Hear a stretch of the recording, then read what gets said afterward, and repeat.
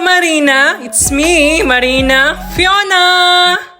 Tuturuan ko kayo kung paano mag-set ng appointment for Seafarer's Record Book using mobile phone. So, ito yung itsura ng Seaman's Book. Para siyang passport. Punta lang tayo sa Google. Search natin yung SID, SRB, marina.gov.ph. SID, srb.marina.gov.ph. Then, click natin itong Maritime Industry Authority.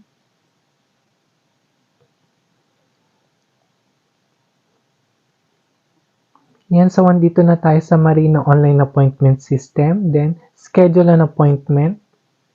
Kung meron na kayong Seaman's Book dati, click nyo yung yes. Kung bago pa lang po tayo, no. Then, pakibasa. Then, continue. Then, ito yung important reminders niya. Kailangan yung mga requirements natin kompleto na before scheduling an appointment. Then, processing fees and charges ay hindi siya refundable and transferable. Applicant must appear personally on the scheduled date of appointment. Kailangan naka-collared shirt tayo sa scheduled date of appointment natin. Then, kailangan natin magdala ng 1 documentary stamp. Then, continue. So, andito tayo sa terms and condition. Pakibasa na lang. Scroll down natin. List of fees. Ito yung Seaman's Book. 1,000 siya. Kung replacement, depende. Loss, damage, use up pages on board, 1,800. Ayan, renewal, 1,000. For seafarer identity, 600. Replacement, ayan siya. Tapos ito yung convenience fee. Credit card, debit card, 1.8% plus 35 pesos. Pag cash, 50 pesos. Pag e-money, 50 pesos. Pag online banking, 50 pesos. Then ito yung list of requirements. Seaman's Book new, birth certificate issued by the PSA, valid and bay clearance, certificate of completion of basic training course, marriage contract issued by the PSA for married women only, documentary stamp, printed copy of the confirmed appointment, then seafarer identity, new, original copy of Seaman's Book, printed copy of the confirmed appointment, then nandito din yung requirements for replacement or reissuance. Yan. Then after natin mabasa, I agree to the terms and conditions. Click natin. Please enter your full name and email address natin. So, kailangan active yung email address natin dahil dito mag-send yung OTP. Lagay natin first name, Marina Fiona. Example lang po to. Then, middle name, lagay natin kung meron kayo. Last name, Molano. 1998, July 23. And then click natin, I'm not a robot. Then submit.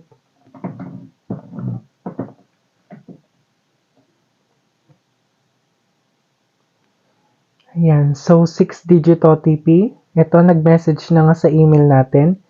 738481. And then, submit natin. So, andito na tayo sa transaction. Select your transaction type. Select natin yung Marina site, office.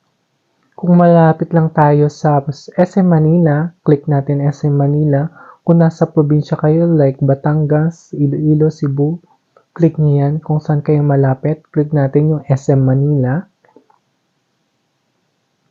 So, andyan yung address. Then, select your category. Yan, lagay natin overseas, kung bago ka pa lang. Then, select seafarer type. Kung master ka, officer ka, kung rating, apprentice, kung sa hotel department ka, ancillary, lagay natin. Dito tayo sa Marina Service, select natin Marina Service. Yan, kung kukunin natin is Seafarer's Record Book or Kung seafarer's identity document or parehas natin kukunin, lagay natin SRB and SID. Then, select service type. Kung bago ka pa lang, lagay mo new. Kung renewal, lagay natin. Kung lost or damage or reprint, yan. So, dito tayo sa new. So, seafarer's identity, 600. Seaman's book, 1,000. So, total of 1,600. Then, next. Appointment. Set your appointment schedule. Yung green color is open. Yung red color is closed. Yan. Kuwari, mag-appointment tayo na October 12, 2023. Click natin yung green. Then, ayan, select appointment time kung 8 to 9 a.m., kung 11 a.m. to 12. Lagay natin yung umaga. Then, may one slot siya. Then, next. So, fill up your information. Yan yung mga naka-asterisk or red mark. Kailangan siyang fill upan. Full name. Ito yung first name ko, Marina Fiona. For example lang po to ha. Then last name, Molano. Middle name, lagay natin dito kung meron. Kung Sapik, lagay natin dito kung meron. Kung junior ka, lagay natin. Kung wala, okay lang. Height. Height natin is 170 centimeter. Then kilogram is 65 kilograms. Gender, I'm a male. Eye color, black. Hair color, black. All in the left cheek. Then place of birth, lagay natin Philippines, kung sa Pilipinas kayo pinanganak. Select region, lagay natin sa NCR. Select province,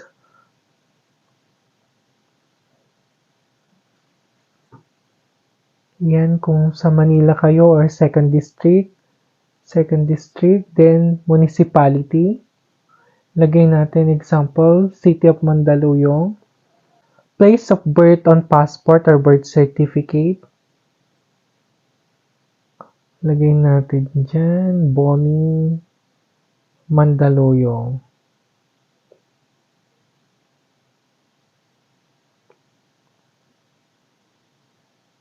Contact information, lagay natin dyan. Then mobile number.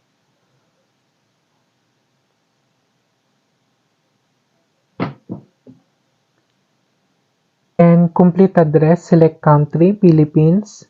For example lang to ha. 200 Bonnie Mandaluyong City.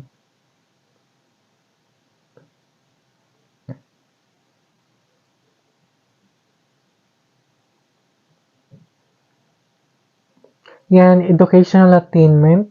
Highest educational attainment. Lagay natin kung bachelor's degree, college level, high school, elementary, or vocational. Lagay natin college level, ganon. Select course. Lagay natin others kung wala dito. Then other course. BSc. Then select of completion. Lagay natin kung kailan tayo nag-graduate. 2013. Emergency contact. So, dito natin, lagay natin contact person. Kung nanay nyo, lagay nyo Maria. Then, number ng nanay nyo.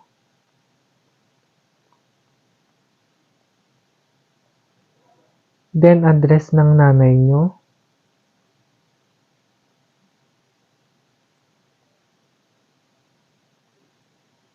Mandaluyong.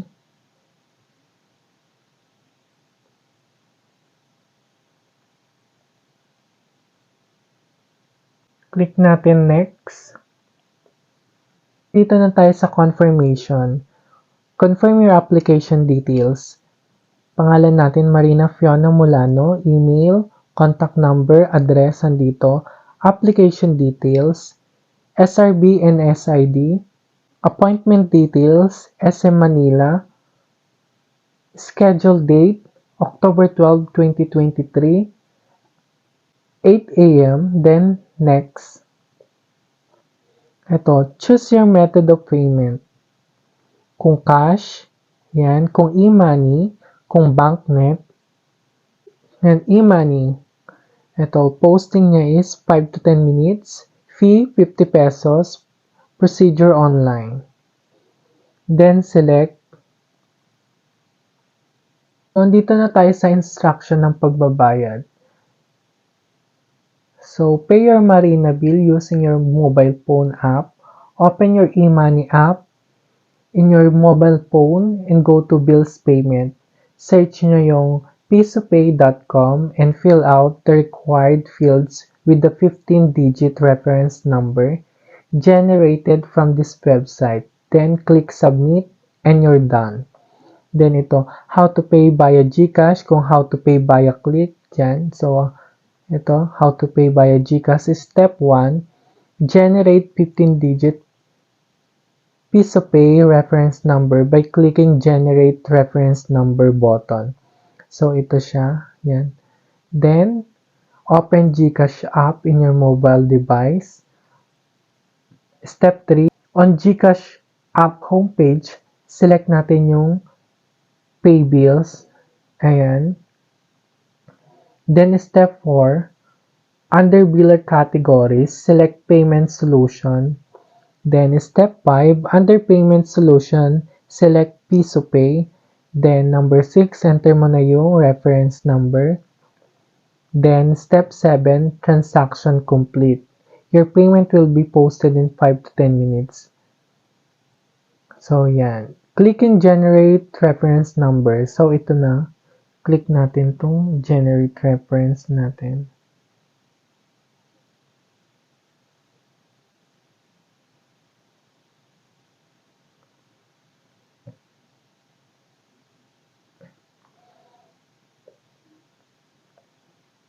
So, ito na yung e-money payment request.